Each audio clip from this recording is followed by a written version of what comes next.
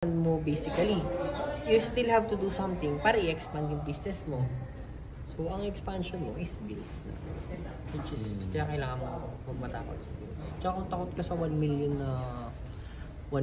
worth na item, paano ka pabigyan ng 20 million na bahay? Kaya ang pinakamurang property na magkakaroon ka kotse, hindi mo dapat katakutan yun. Mentor, anong importance, kasi na-miss out kanina anong importance ng paglalabas, lalo sa mga bago? Kasi yung iba, di ba, doubtful pa, o kaya hindi pa naiintindihan, bakit kailangan maglabas ng car? O kaya dun sa iba naman na, bakit kailangan sports car? Kasi yung iba, gastos yan. Oo, di ba, bakit case ganon? to case kasi diba? may mga mentors, no? Number one, if nandun ka sa mentality, kagaya ko, extra push siya. Kasi nga, SM personality ko. If nami-meet ko naman yung ends ko, okay na ako. Hindi na ako kikilos. Tama. Pero if malaki yung bill ko, malaki rin ang trabaho ko. Tama. Until dumating yung time, maging komportable na talaga siya. Pero yung bill ko na komportable, yung 300,000 na, 1,000. Ngayon, gets nyo? Dati 5,000 lang, 10,000 lang, komportable ka. So, nilalaki mo yung bill mo, lumalaki din yung mindset mo, hataw mo, ganun siya, men. Kaya basically, palaki ng mindset. Pangalawa, yung mindset na nag-expand ka ng negosyo. Kung tracking ko, for example, ang business mo ay nagbubuhangin ka, kaya di ba, nasa construction ka, maglalabas ka ba ng Mustang doon, ng sports car doon? O ba may sira ka sa utak, pagka yun ang nilabas mo, malamang ilalabas mo, pagpapalaki ng negosyo mo, which is ang kailangan mo, track. Wala ka naman sa construction company. Wala ka naman doon, nasa networking ka. Dito, ang kailangan palakihin mo, sarili mo, damitan mo, sarili mo, ayusan mo, sarili mo, mindset mo, sports car. Yun ang pinakamurang gamit Pinakamura naman sa lahat. So, yun, kaya dito sa ating kotse, hindi na siya question.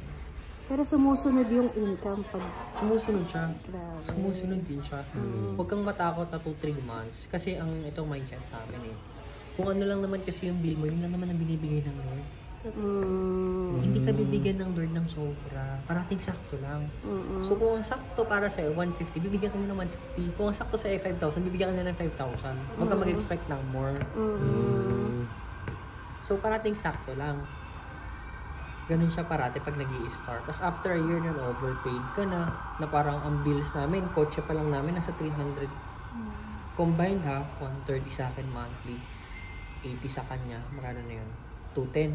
210, may SUV kami na 35. Wow. 245. Kotse, 245. Mga gas pa. Ang parking namin, 70 22. Magkano na? 245 plus 22, para mga 270 na, 260, 270. Ang gas namin, napalo ng 20-30,000. Lumapalo ko ng 300,000. Ano lang may? Kotse.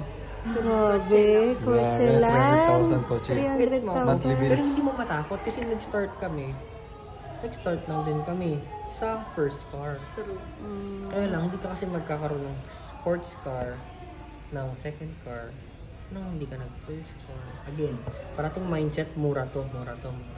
Kasi kung takot ka 700,000 worth na first car, hindi ko na mangarap. Tama. Hindi kayo sa 20 million na bahay. Kinakatakutan mo yung 700,000 tsaka 15,000 monthly. Kung kinakatakutan mo yan, paano ko bibigyan ng bahay na 150,000 a month? Tama. Kondo lang ni Mentor Chris, 120,000, 130,000 a month. Wow. Hindi ka bibigyan ng ganun kung sarili mo yan, ililimit. Imposible.